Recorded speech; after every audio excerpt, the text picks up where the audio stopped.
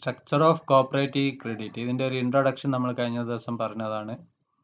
Structure of cooperative credit അതിൽ short term and medium term loans നൽകുന്ന സ്ഥാപനങ്ങളുണ്ട്, long term loan നൽകുന്ന സ്ഥാപനങ്ങളുണ്ട്.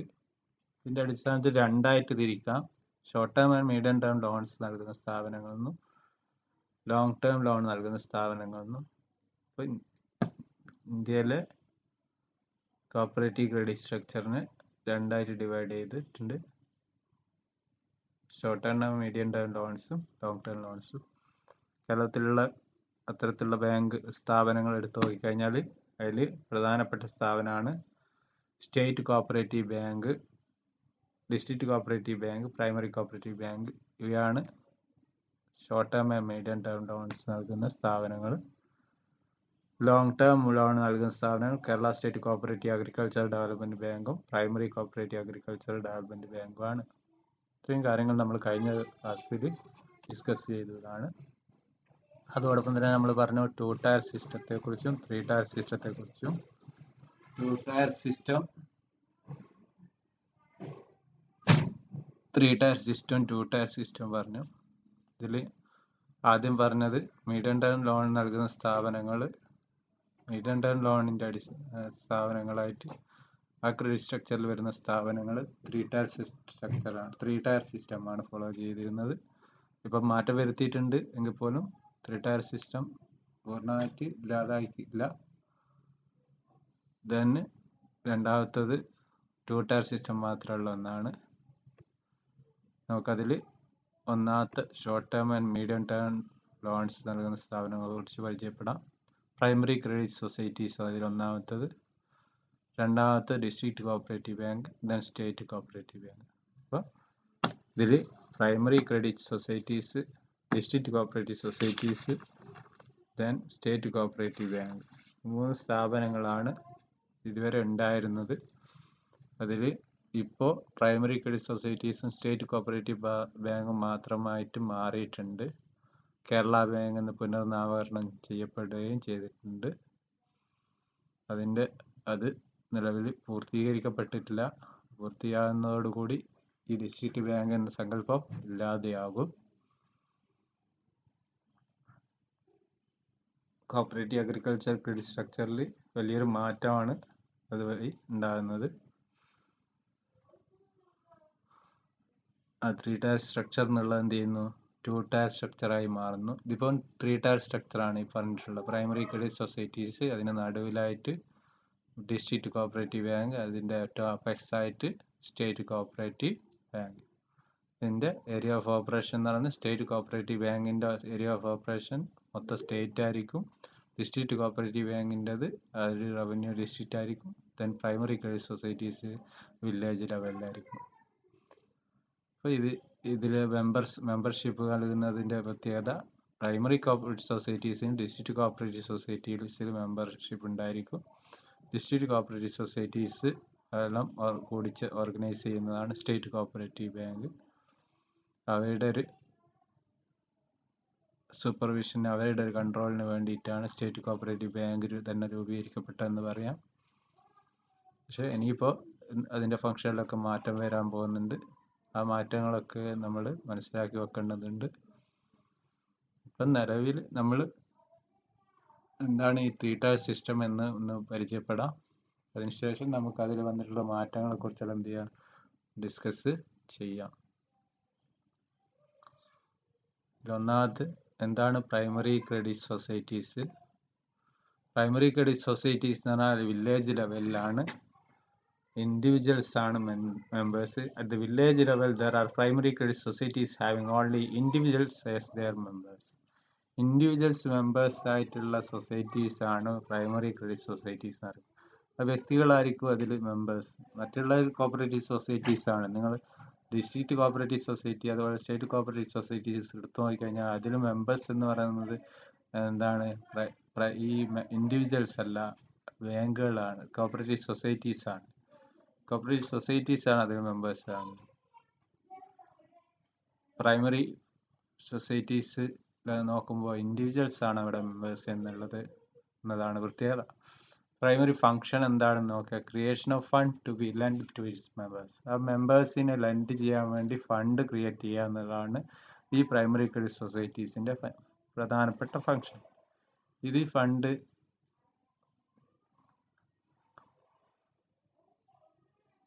ക്രിയേറ്റ് ചെയ്യാൻ വേണ്ടിയിട്ടാണ് എന്ത് ചെയ്യുന്നത്, ക്രിയേഷൻ എന്നുള്ളതാണ് മെയിൻ ആയിട്ടുള്ള function.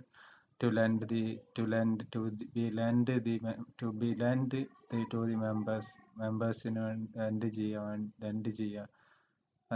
Creation of fund to be lend to മെമ്പേഴ്സിന് എന്ത് ചെയ്യാതെ വായ്പ നൽകാൻ വേണ്ടിയിട്ടാണ് വായ്പ നൽകാൻ വേണ്ടിയിട്ടുള്ള ഫണ്ട് ക്രിയേറ്റ് ചെയ്യുക എന്നുള്ളതാണ് ഇവരുടെ main function. These societies form the base of the movement.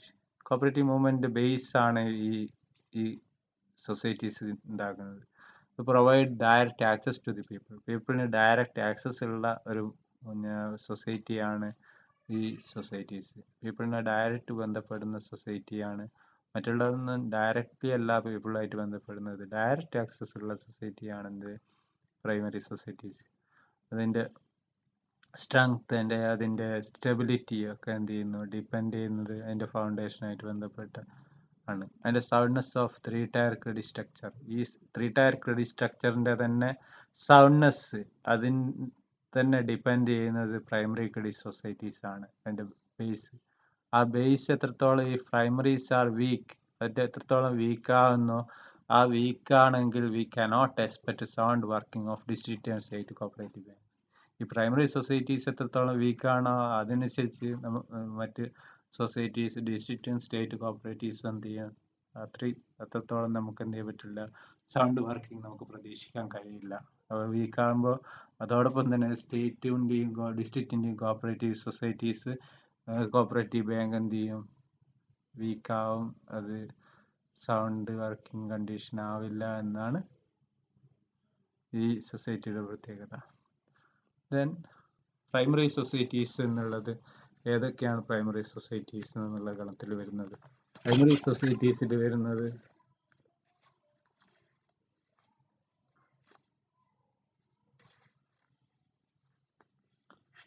Agriculture credit society ഉണ്ട്.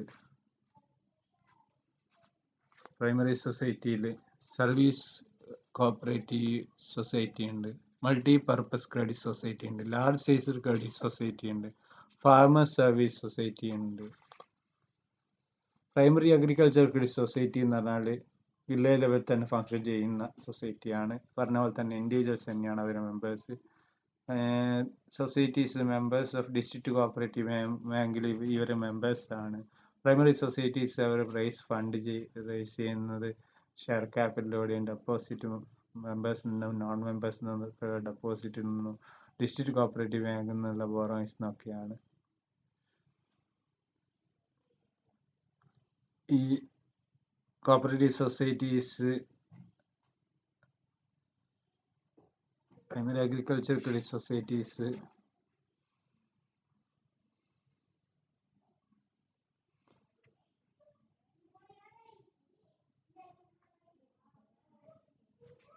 പ്രൈമറി സൊസൈറ്റീസിന് ഒരു എക്സാമ്പിളാണ്. മറ്റൊന്നാണ് multi purpose societies. Multi purpose societies എന്ന് പറഞ്ഞാൽ small size multi purpose society എന്ന് പറഞ്ഞാൽ society which undertake all activities affecting the daily life and business of agriculturist and artisans. എല്ലാ ആക്ടിവിറ്റീസിനും എന്ത് ചെയ്യുക, മൾട്ടി പർപ്പസ് എന്ന് പറയുന്നത് എല്ലാ activities, societies which undertake all activities affecting daily life and business of agriculturist and ആർട്ടിസൻസിൻ്റെയും അഗ്രികൾച്ചറിസ്റ്റിൻ്റെയും എല്ലാ ആക്ടിവിറ്റീസുമായി ബന്ധപ്പെട്ട പ്രവർത്തനങ്ങൾ എഫക്റ്റ് ചെയ്യുന്ന ഒരു സൊസൈറ്റിയാണ് എന്ത്, മൾട്ടി പർപ്പസ് സൊസൈറ്റി. ദെൻ മറ്റൊരു സൊസൈറ്റിയാണ് large size society. Large size society ഈ ആശയം തന്നെ മുന്നോട്ട് വെച്ചത് റൂറൽ ക്രെഡിറ്റ് സർവേ കമ്മിറ്റിയാണ്. റൂറൽ ക്രെഡിറ്റ് സർവേ കമ്മിറ്റി മുന്നോട്ട് വെച്ച ആശയമാണെന്ത്, ലാർജ് സൈസ് സൊസൈറ്റീസ് ആരംഭിക്കുക എന്നുള്ളത്. അത് ലാർജ് ഏരിയ ഓപ്പറേഷൻ ഇല്ലാതെ ഒരു സഫിഷ്യൻറ്റ് വർക്കിംഗ് ക്യാപിറ്റലോ അല്ലെങ്കിൽ ബെറ്റർ ട്രെയിൻഡ് പേഴ്സണലോ financial support from the state ഒന്നും ഇല്ലാതെ എന്ത് ചെയ്യാൻ പറ്റില്ല, വില്ലേജ് സൊസൈറ്റിക്ക് എന്ത് ചെയ്യാൻ പറ്റില്ല, സക്സീഡ് ചെയ്യാൻ പറ്റില്ല എന്ന് കണ്ടെത്തിയത് കമ്മിറ്റിയാണ്. ആ കമ്മിറ്റി എന്ത് ചെയ്തു, found neither the small sized societies അല്ലെങ്കിൽ multipurpose societies, small size societies അല്ലെങ്കിൽ മൾട്ടിപർപ്പസ് സൊസൈറ്റീസ് ഒക്കെ തന്നെ എന്ത് not as a suitable pattern for development of credit cooperatives at primary level. അതൊരിക്കലും തന്നെ എന്തായിരുന്നില്ല, neither the small sized nor the multipurpose societies a suitable pattern ആയിരുന്നില്ല credit cooperative primary ലെവലിൽ. They recommended formation of large sized. അതെന്തുകൊണ്ടാണെന്ന് വെച്ചാൽ adequate credit also expected to provide adequate service to farming community. Farming communityക്ക് adequate service provide ചെയ്യാൻ, adequate credit provide ചെയ്യാൻ large size credit society കഴിയും എന്നുള്ള വിശ്വാസത്തിലായിരുന്നു. പിന്നെ ഉള്ളത്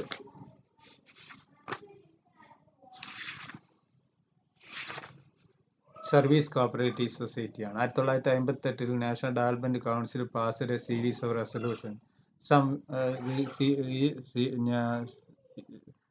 ഞാൻ 1958 നാഷണൽ ഡെവലപ്മെന്റ് കൗൺസിൽ പാസ്സാക്കിയ റെസൊല്യൂഷൻ അനുസരിച്ചാണ്,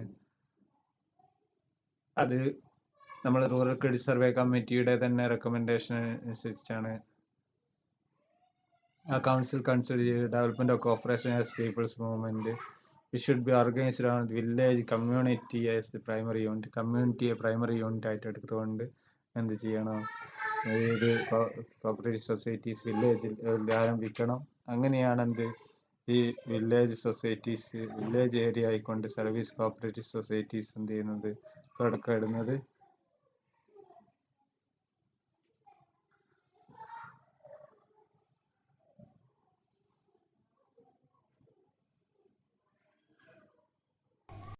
വില്ലേജ് സൊസൈറ്റീസിന്റെ പ്രത്യേകത എന്ന് പറഞ്ഞാൽ അവരുടെ members should have intimate knowledge of one another. ഒരാൾക്ക് മറ്റൊരാൾ കൃത്യമായിട്ട് അറിയാൻ പറ്റും. അതുകൊണ്ട് തന്നെ mutual obligation and concern for rehabilitation weaker sections of the community. അതുകൊണ്ട് തന്നെ weaker sections of the community എന്ത് ചെയ്യുക, റീഹാബിലിറ്റേറ്റ് ചെയ്യുക ഈ സർവീസ് കോപ്പറേറ്റീവ് സൊസൈറ്റിക്ക് സാധിക്കും. അങ്ങനെയാണ് സർവീസ് കോപ്പറേറ്റീവ് സൊസൈറ്റി എന്ത് ചെയ്യുന്നത്, ഫോം ചെയ്യപ്പെടുന്നത്. പിന്നെ ഫാർമേഴ്സ് സർവീസ് സൊസൈറ്റി ഉണ്ട്. അത് നമ്മൾ പറഞ്ഞു, agricultural society, multipurpose society, large sized society, service cooperative society. ഇതിൻ്റെ ഏറ്റവും ലേറ്റസ്റ്റ് ആയിട്ടുള്ള എഡിഷൻ ആണ് farmers service society. Farmers service എന്നുള്ളത് ഫസ്റ്റ് സജസ്റ്റ് ചെയ്ത നാഷണൽ കമ്മീഷൻ ഓൺ അഗ്രികൾച്ചർ 1972 1972 ഈ നാഷണൽ കമ്മീഷനാണ് ഈ ഫാർമേഴ്സ് സർവീസ് സൊസൈറ്റി എന്നുള്ള ഒരു കൺസെപ്റ്റ് എന്ത് ചെയ്ത് മുന്നോട്ട് വെക്കുന്നത്. ആ commission went rural credit fund exiting credit institutions rural area self held. അത് സ്മോൾ ഫാമേഴ്സ് അല്ലെങ്കിൽ മാർജിനൽ ഫാമേഴ്സിൻ്റെ അഗ്രികൾച്ചർ ലേബേഴ്സിൻ്റെ ഒക്കെ മാറ്റർ, ക്രെഡിറ്റ് ആയിട്ട് ബന്ധപ്പെട്ട കാര്യങ്ങൾ ചെയ്തു കൊടുക്കാനതിൽ ഇവർ പരാജയപ്പെട്ടു, മറ്റുള്ള ക്രെഡിറ്റ് ഇൻസ്റ്റിറ്റ്യൂഷൻ പരാജയപ്പെട്ടു എന്ന് കണ്ടെത്തിയതിൻ്റെ അടിസ്ഥാനത്തിൽ ക്രെഡിറ്റ് എന്ത് ചെയ്യുന്നു, അവൈലബിൾ ആക്കാൻ വേണ്ടി ഫാമേഴ്സ് അവരുടെ തന്നെ കോപ്പറേറ്റീവ് ബാങ്ക്സ് ആരംഭിക്കുകയാണെന്നുള്ളതാണ്. Farmers through cooperative banks and commercial not character by easy availability extension other supporting services. മറ്റ് കൃഷിയായിട്ട് ബന്ധപ്പെട്ട എക്സ്റ്റൻഷൻ ആൻഡ് സപ്പോർട്ടിംഗ് സർവീസസ് എന്ത് ചെയ്യുക, അവർക്ക് ലഭിക്കുന്നില്ല. അതുകൊണ്ട് തന്നെ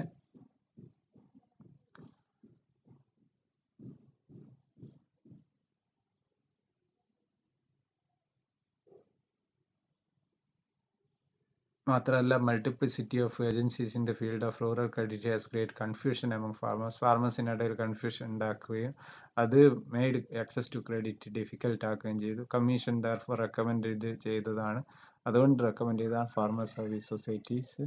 ഈ recommendation government of India accept ചെയ്യുകയും ഒരു പൈലറ്റ് സ്കീം വേരിയസ് സ്റ്റേറ്റിൽ എന്ത് ചെയ്തു ആരംഭിക്കുകയും ചെയ്തു. കേരളത്തിൽ എന്ത് ചെയ്തിട്ടുണ്ട്,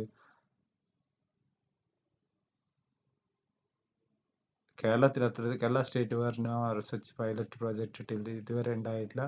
Kerala government was of the view that cooperative credit structure state is quite strong stable and there is hardly any need to have trial to this type of. ഈ ഫാർമേഴ്സ് സർവീസ് സൊസൈറ്റി എന്നുള്ളത് കേരളത്തിൽ എന്തില്ല, ആവശ്യമില്ല എന്നുള്ളതാണ് കേരളം മുന്നോട്ട് വെച്ച സംഗതി. അപ്പോൾ ഇത്രയാണ് പ്രൈമറി സൊസൈറ്റീസ് ഇന്ത്യയിലുള്ള ടൈപ്സ്.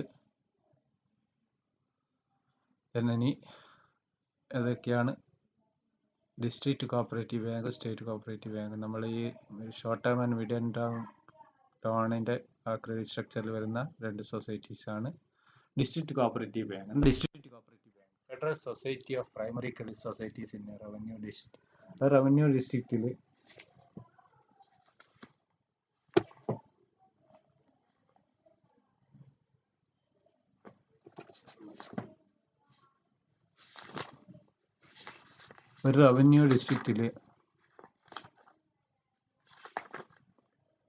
ഡിസ്ട്രിക്ട് കോപ്പറേറ്റീവ് ബാങ്ക് എന്ന് പറഞ്ഞാൽ ഒരു federal society of primary credit societies in revenue district. Federal society primary credit സൊസൈറ്റീസിൻ്റെ ഒരു ഫെഡറൽ സൊസൈറ്റിയാണ്.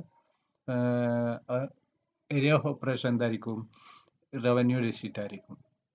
ഇതിൽ മെമ്പേഴ്സിൻ്റെ പ്രത്യേകത എന്ന് പറഞ്ഞാൽ സൊസൈറ്റീസ് ആണ് യൂഷ്വലി എന്ത് ചെയ്യുന്നത്. മെമ്പേഴ്സ് ഒരിക്കലും ഇൻഡിവിജ്വൽസ് അല്ല. ഡിസ്ട്രിക്ട് കോപ്പറേറ്റീവ് ബാങ്കിലെ മെമ്പേഴ്സ് എന്ന് പറയുന്നത് പ്രൈമറി കോപ്പറേറ്റീവ് സൊസൈറ്റീസ് ആയിരിക്കും.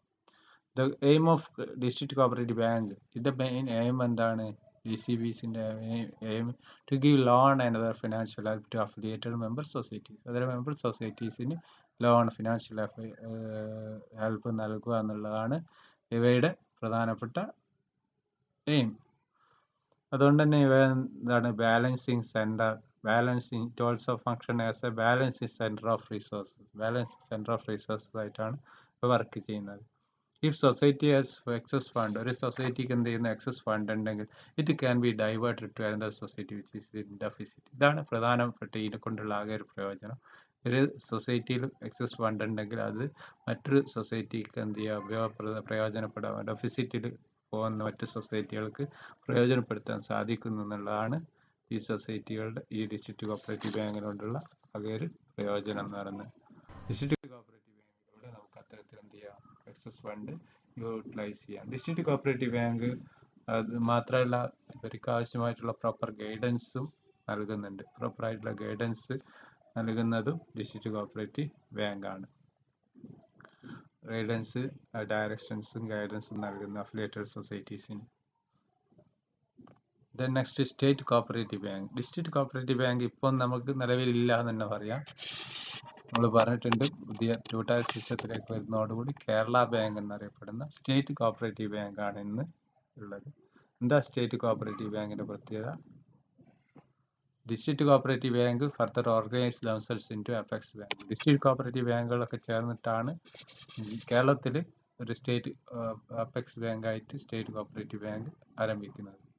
ഇന്നത് എന്തായി? ഡിസ്ട്രിക്ട് കോപ്പറേറ്റീവ് ബാങ്കുകൾ ഇല്ലാതാവുകയും സ്റ്റേറ്റ് ബാങ്ക് മാത്രമായി മാറുകയും ചെയ്തിട്ടുണ്ട്. ആ സ്റ്റേറ്റ് ബാങ്ക്, ഡിസ്ട്രിക്ട് കോപ്പറേറ്റീവ് ബാങ്കുകളൊക്കെ ഇനി എന്തായി മാറും? സ്റ്റേറ്റ് ബാങ്കിൻ്റെ തന്നെ ബ്രാഞ്ചുകളായി മാത്രം വർക്ക് ചെയ്യാനാണ് പോകുന്നത്. അങ്ങനെ വരുമ്പോൾ ഇതിൻ്റെ ഫംഗ്ഷനിലും കാര്യങ്ങളിലൊക്കെ വ്യത്യാസം ഉണ്ടാവും. ഇതിൻ്റെ ഓർഗനൈസേഷൻ സ്ട്രക്ചറിലൊക്കെ മാറ്റങ്ങൾ വരുന്നുണ്ട്. District cooperative bank organise themselves into apex bank എന്നായിരുന്നു which has jurisdiction all over the state. ഇന്ത്യയിൽ കേരളത്തിലൊട്ടാകെ അതിൻ്റെ ജുറിസ്ഡിക്ഷനായിട്ട് എന്ത് ചെയ്തു? ജുഡിക്ഷനായിട്ട് കേരളത്തിൽ മൊത്തം ഉള്ളൊരു ബാങ്ക് എന്ന പറയുന്ന രീതിയിലാണ് Kerala state cooperative bank work ചെയ്യുന്നത്.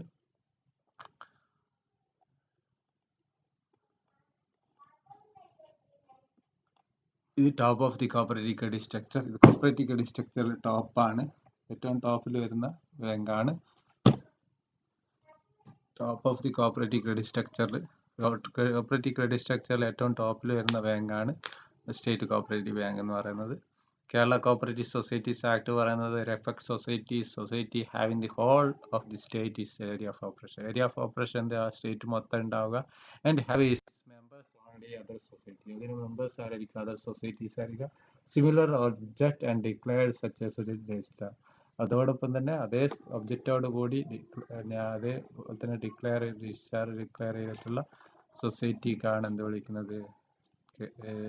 സ്റ്റേറ്റ് കോപ്പറേറ്റീവ് ബാങ്ക് എന്ന് വിളിക്കുന്നതെന്നാണ് ഡെഫിനിഷൻ നൽകിയിട്ടുള്ളത്.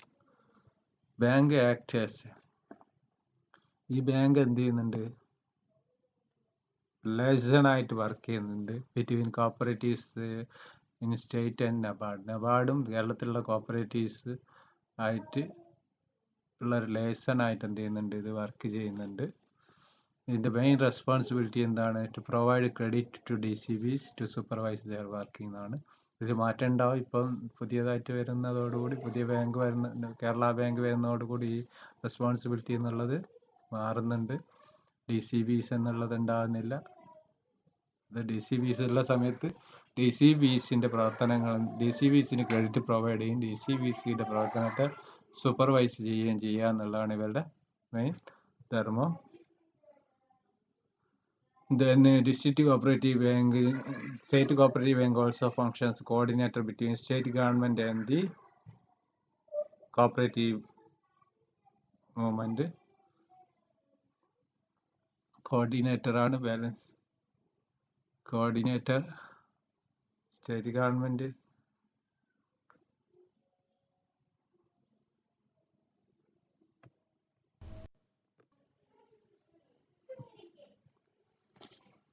As a coordinator between state government and the cooperative movement, also between NABARD and the cooperative, ഇത് കോർഡിനേറ്ററായി വർക്ക് ചെയ്യുന്നുണ്ട് state cooperative bank. Then the concession of finance received from NABARD routed through state cooperative bank. നബാർഡിൽ നിന്നുള്ള concession of finance ഒക്കെ route ചെയ്യുന്നത് state cooperative ബാങ്കിലൂടെയാണ്. State cooperative bank uniform procedure for working of cooperative credit institution, cooperative credit ഇൻസ്റ്റിറ്റ്യൂഷന് work ചെയ്യാൻ വേണ്ടിയിട്ടുള്ള ഒരു uniform procedure അവരുണ്ടാക്കിയിട്ടുണ്ട്.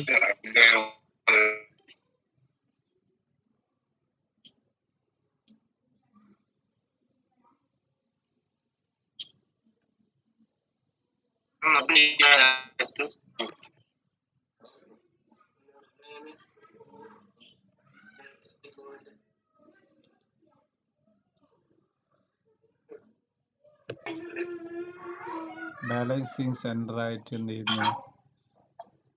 State cooperative ബാങ്കുകൾ ആക്ട് ചെയ്യുന്നു. യെസ് കേൾക്കുന്നുണ്ട്.